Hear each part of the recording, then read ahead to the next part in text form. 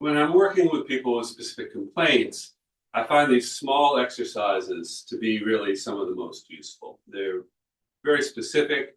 They're easy to sort of trace whether they're working effectively pretty easily. So I'm rocking my weight back and forth as we've been doing the last few weeks, 70%, feeling how the feet spread out, press the floor. Then I sit back and the whole foot grabs the floor a little bit. I want to feel how that happens in the foot, the ankle, and up into the calf and shins, right? As sort of one large unit. Right? All those joints and muscles, feel how they're working together. Feel the action sort of spread out through the whole lower leg. And then notice if I don't feel something happening up in the hips as well. So I'm already thinking of the head a little back, thinking of the crown of the head rising up, remembering that the crown is a little bit to the rear. And feeling perhaps just a subtle change in abdominal tension as I go back and forth. I don't want to feel like the abdomen is either tense or slack. So if I'm dropping the back of the hips and the tailbone under, lengthening the low back, that should sort of even out very light tension or just quality of support I feel throughout the abdominal muscles. So they're awake and lightly active. And if I shift my weight side to side, something similar, about 70% of my weight.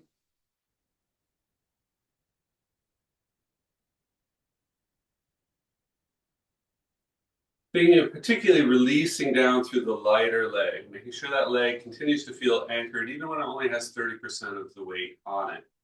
And that really requires I relax and release my hip as much as I can.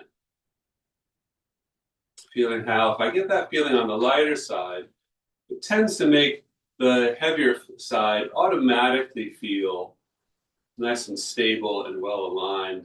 Right, the hip right over the heel. And I can feel this change again in the lower leg, but I can feel it up in the hips and reaching up into the abdomen, the low back. Just a subtle change. Having gone front to back and side to side, I can combine them and make a circle.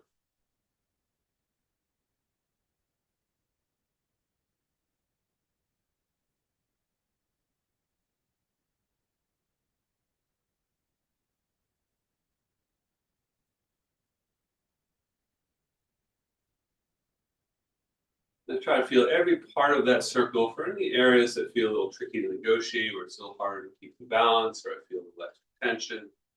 Try to relax through, make it smooth, even. Pause and then reverse. Feel that circular movement down the ankle, throughout the foot.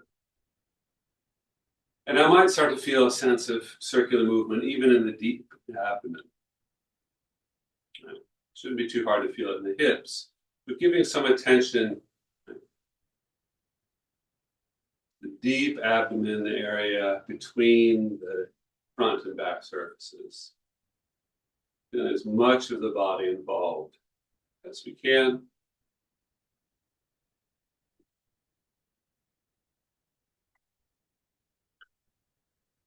And then let's do some turning from the hips. We did that last week. Feeling how I'm folding the lower abdomen in toward the upper thigh here.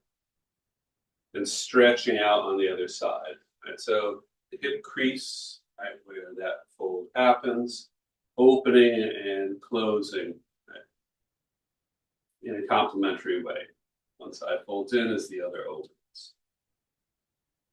Keeping the weight now as even as possible on the feet. So I'll feel some subtle movement, but trying to keep the weight mostly even on the 2 feet, front and back, and the inside and outside of each foot.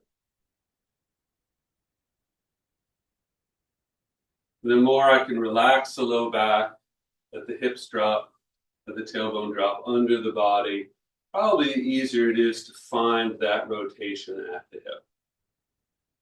very specifically. So I do not see that my knees are twisting side to side.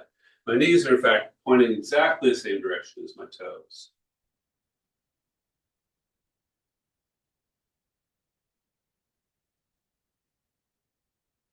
So as I turn to this side, I might find the opposite knee moving just slightly forward towards the toes, but not twisting inward.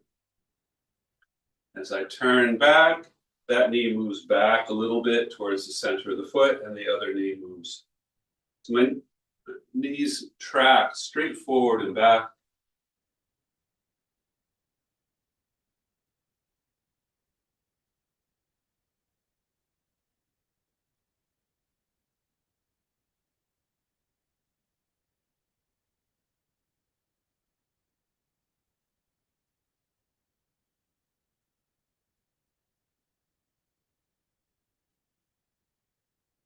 Now, if I put the weight at least 70% on one leg again, and then toe out the other foot.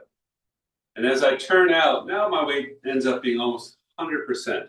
As I do that, though, this leg does not twist. So my knee doesn't come in and my hip doesn't sway out. As I'm doing that, I have to open up the hip crease here, find that separation. And so I leave that leg behind. And now the lighter foot, I can just flex the ankle. So toe up and toe down. Toe up, heel down, toe down, lift the heel.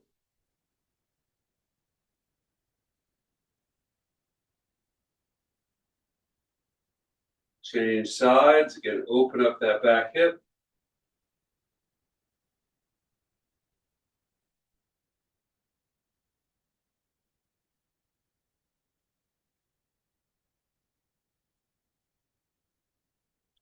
That's the most obvious range of motion when we're walking, right? The flexion of the ankle. So we're going back and forth. I'm going to do the same position again. This time I'm going to roll my foot in and out. So the sole of the foot faces right towards the inside, and then as much as possible rolling it out. And now I'll see my knee moves quite a bit. So when I was doing the flexion, my knee doesn't have to do much.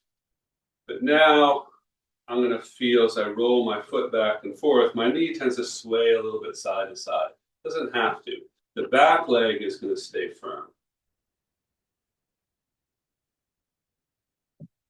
This is called inversion and eversion, depending on which way it's facing. Right, when it's facing to the inside, that's inversion. If I picked my foot up off the floor, I can do it actually with no knee movement. But the balance is, of course, a lot more challenging here. So once I put the toe down and I do that roll, the knee tends to sway side to side. So when I'm moving the ankle, the knee doesn't have to move, but if I've even just got a few ounces of weight in that foot, I'm going to see some movement in the knee. There's going to be something happening in the hip as well. And then the third range of motion for the foot is if I put that foot down on the heel and just turn the toes to point inward and then turn them to point outward. Now here, again, I'm trying not to move my knee particularly. Trying to just do this in the ankle and not up at the hip, right? So if I'm doing this by rotating my hip, I'm going to notice my knee is pointing in and out. But if I can locate it at the ankle, it's just the foot. And that's probably a kind of challenging range of motion to find. So these are the movements that are less obvious when we're walking, right? They do happen. In normal walking, they happen very subtly, but if the range of motion is limited, they will affect our gait. When we're doing Tai Chi walking, this kind of range of motion becomes much more important. So we're going to do something that looks a lot more like a Tai Chi walk today. And so we're going to need these three ranges of motion of the foot, and they all happen together. Right? When we combine them, they're what's called pronation and supination, and they're part of the natural walking, right, range of motion. Even normal walking, they all happen a little bit Tai Chi Walking may become a little exaggerated, and that's perhaps where some of the benefits come. I'm just going to shake out my legs a little bit. And that should make my feet feel really awake. I should be able to feel the circulation there. They should feel lively. If I don't feel that quite yet, I might try just a gentle pumping action where I lift the heels and lower them. So here I'm keeping my knees with a slight bend. I'm keeping the same basic posture. And I'm just lifting the heels and putting them down.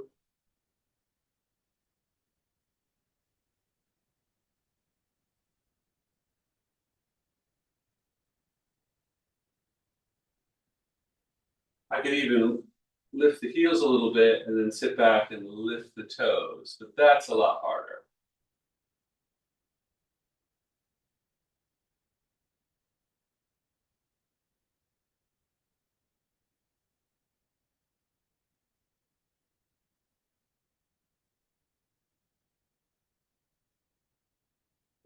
And again, that's an action I'm going to feel down the foot and ankle, but all the way up through the calf.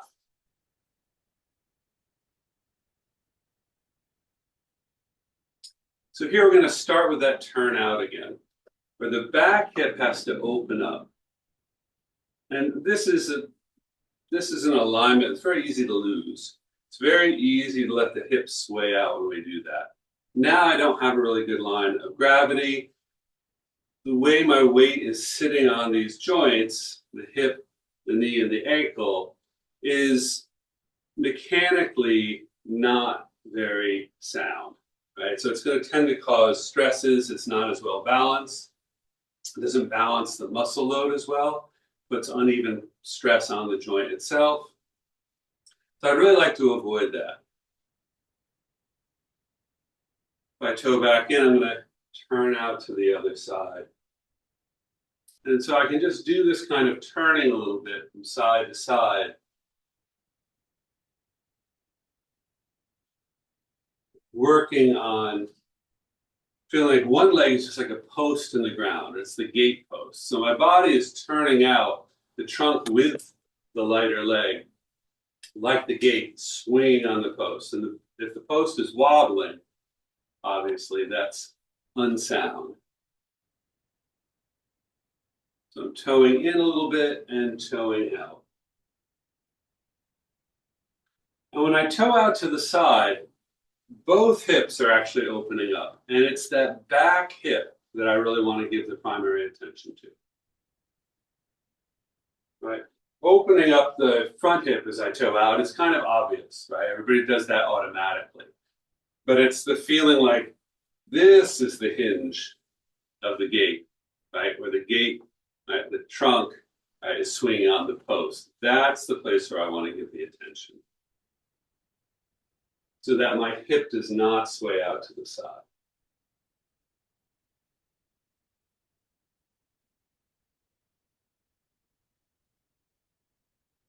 As much as it's quite challenging to sort of start to release the back of the hips down, drop the tailbone under, loosen and lengthen and straighten the lower back region, that develop over time. If we're moving even a little bit in the right direction, that's a good start. But here, any sway or wobble of this leg is actually going to be a problem right from the beginning. So I can be working on that posterior pelvic tilt, gradually. The more I get it, the easier it's actually going to be to isolate this kind of line.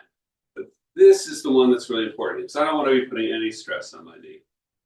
So one thing I can do is just not turn out very far. Right? If I'm turning too far to the side, it's going to be almost impossible to keep the knee and hip in line, to keep my weight even on that back foot. Because the little toe needs to stay down. The weight on the little toe and the base of the big toe, the ball of the foot, has to stay even. And I can think of the foot like a tripod.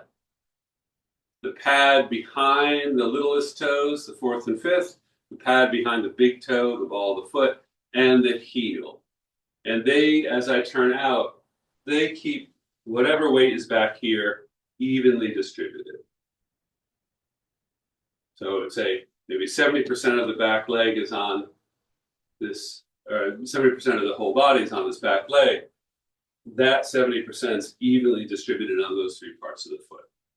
Or Chinese style, they'll sometimes say the front and back, the inside and the outside of the foot, all evenly weighted. It adds up to the same thing. So this already might be too big a turn for you. You may just be turning here.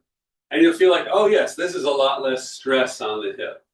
So you want to get to the point where you can keep that leg stable. It's just a little bit challenging, but not forcing it where you start to feel a lot of strain and where it becomes impossible to keep good alignment. More is not better.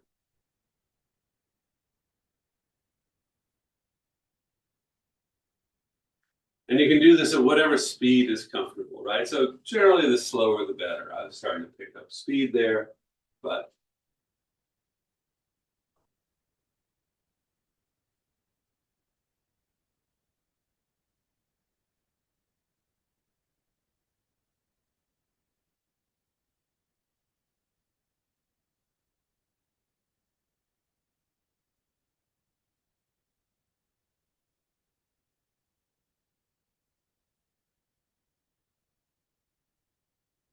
so can we turn this kind of hip rotation into part of our walking?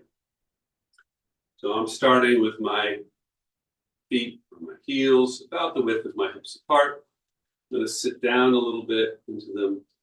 And now I'm just going to toe out maybe 45 degrees. Shift the weight. And now I'm going to step up with the back foot. Very lightly. I'm just going to lightly touch the ball of the foot and the toes down, the heels still off the floor. And now I'm going to turn to the other side.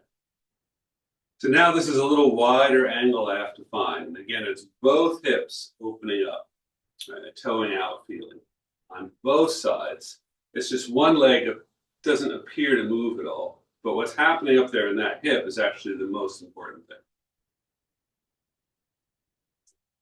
If you turn your toes out extra, it's going to make the whole thing hard. So here, the turnout is only coming from the hips and not from the ankle. So when we did that exercise before, right, where we were trying to just toe in and toe out from the ankle, this is actually different. This is coming from the hip. I'm not doing extra work pointing my toes out.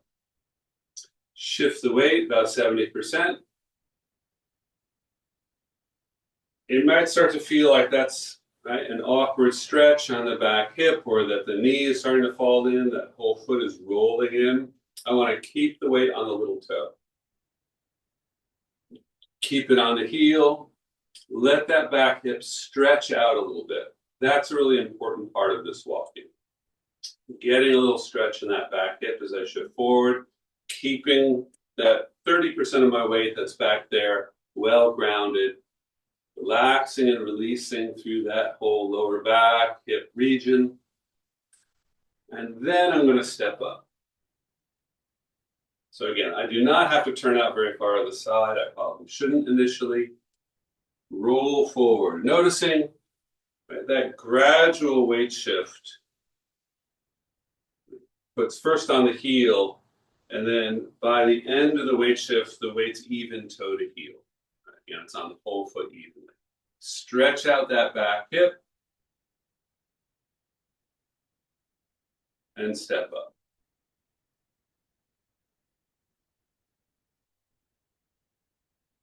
As the weight comes forward, not only does it become even on this foot, it remains even on the back. By which I mean the amount of weight that's left on that back leg, the 30%, is evenly distributed on the sole of the foot. So now we have something that really looks like Tai Chi walking. And I'm walking a bit of a zigzag. That really just makes the choreography easier initially. We'll turn it into a straight ahead walk maybe next week.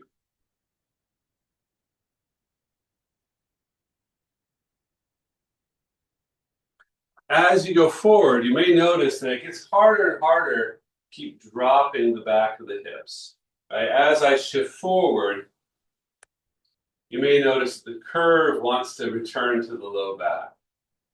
Right? That's natural, but that's not the Tai Chi walk. Tai Chi walk encourages to keep sinking that down, which gives me a bigger stretch in the front of the hip.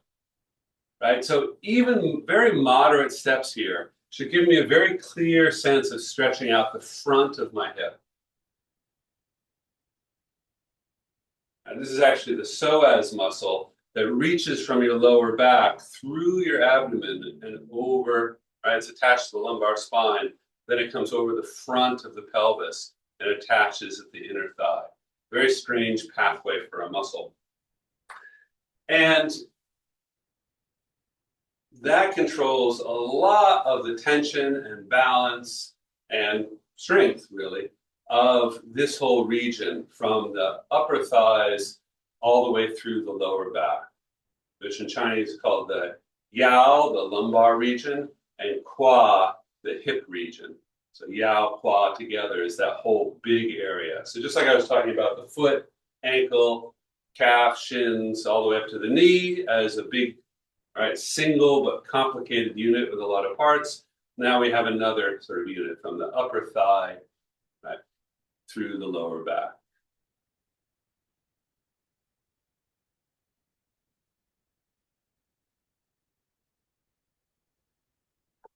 And these are dynamics where you often see even intermediate Tai Chi players sort of struggling, sometimes without even knowing that they're struggling, to find good alignment, right?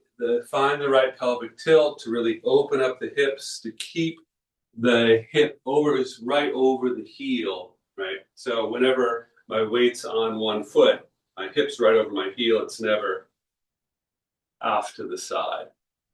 Right? So if I'm stepping up into that little intermediate step, my hip doesn't kick out. One nice clean line, lead the weight right down straight towards the earth.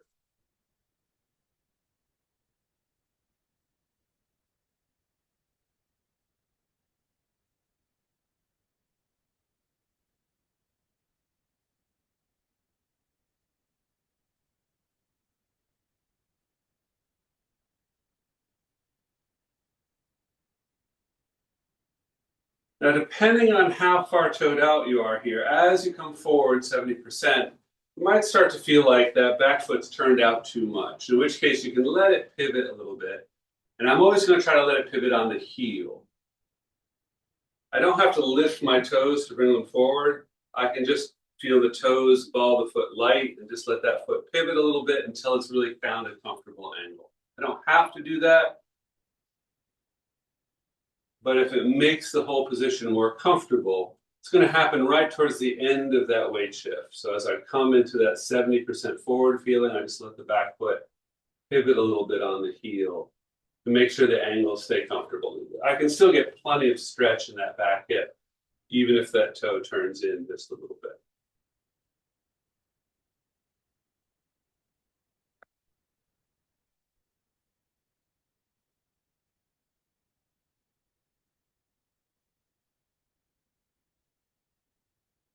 So the front foot, we see just that ankle flexion. It seems pretty straightforward.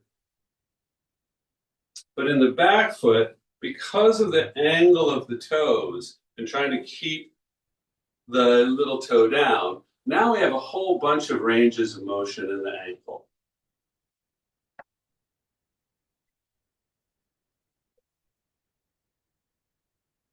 Little bit of that actually happening in the front foot too, but it's so subtle it's hard to notice, so we're not going to worry about it.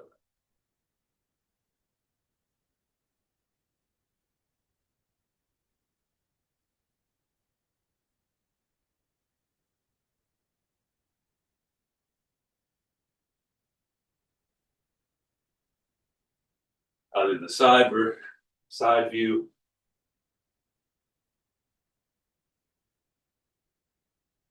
Go out, shift the weight. I could even step up here.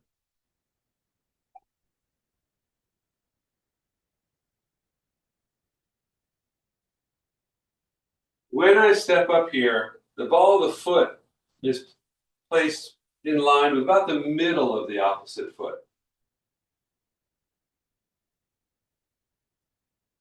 So that might be kind of hard to see from the camera view, but it comes up. So that foot that's stepping up stays, the toes stay a little bit behind the other front toes. There's about the distance of 5 fingers or one of my fists between the 2 feet. We don't have to worry about that precision too much. The main thing is just when I step up and lightly touch on the ball of the foot, I feel relaxed, I feel nice and stable, good leg alignment in the weighted leg. And it's just sort of a way station on the way to the next step out. And again, I'm walking this zigzag path.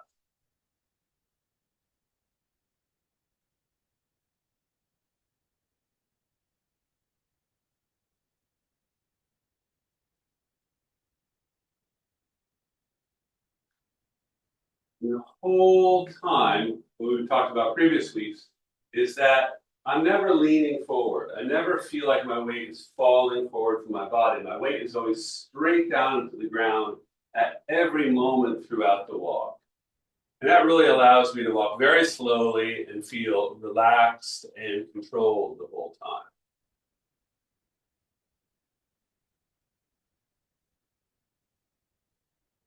I wanted to keep going, but turn around. This time I'm just going to step that back foot a little bit ahead on the heel, toe in strongly, and turn around. Then I can adjust first foot and continue on. Just allows me to change directions without having to come to a stop.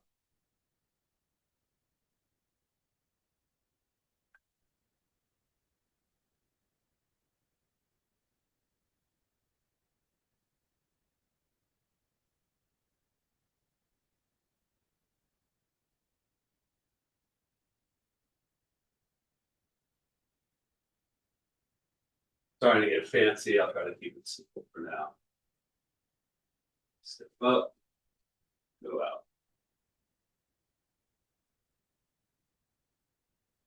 If I was going to add one more thing, it would be as I start to shift my weight forward, I'm turning my hips a little bit towards that front foot. And this is where you might suddenly feel like, oh yeah, it's very helpful to let the back foot pivot a little bit on the heel. Not on the ball or the middle of the foot so much, but ideally on the heel, which happens if I continue to really just sink the hips under. So as I'm shifting forward, I'm turning the pelvis toward that front foot.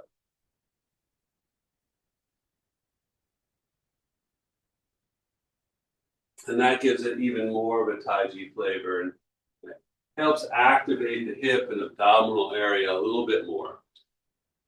Again, I'm trying to avoid any strain.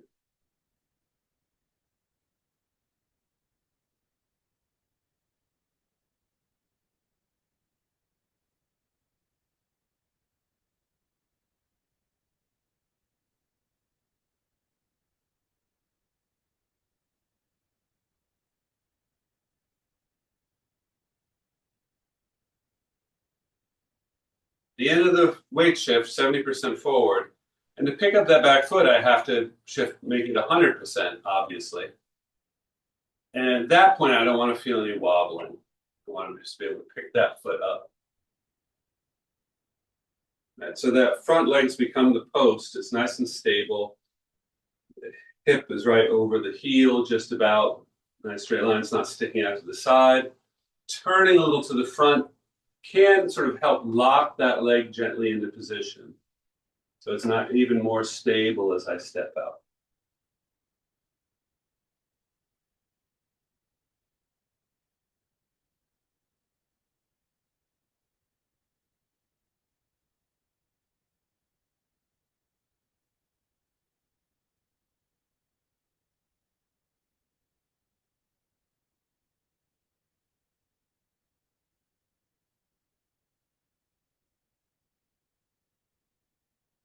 There's an awful lot happening right now, but we want to try to keep the pieces as simple as possible.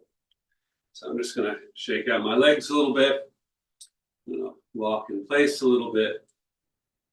And instead of thinking of lifting one leg, I'm going to think of sinking the weight through the opposite leg, like it's a counterbalance, right? Like a balance scale. So one side sinks down, the other comes up. You can see my body stays at one height. I'm not going up and down that way. And let the arms swing,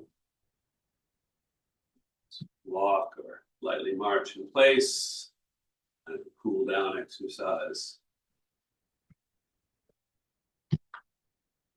And as we talked about last week, this is a little deceptive because every time I lift the leg, the hips look like they're staying straight forward, but I actually feel like there's a little turn towards that lifting leg, and that's what keeps them straight.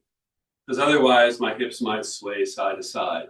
This probably just happens automatically, but I want to notice, right, that subtle kind of turn into the rising leg and how that makes the position stable.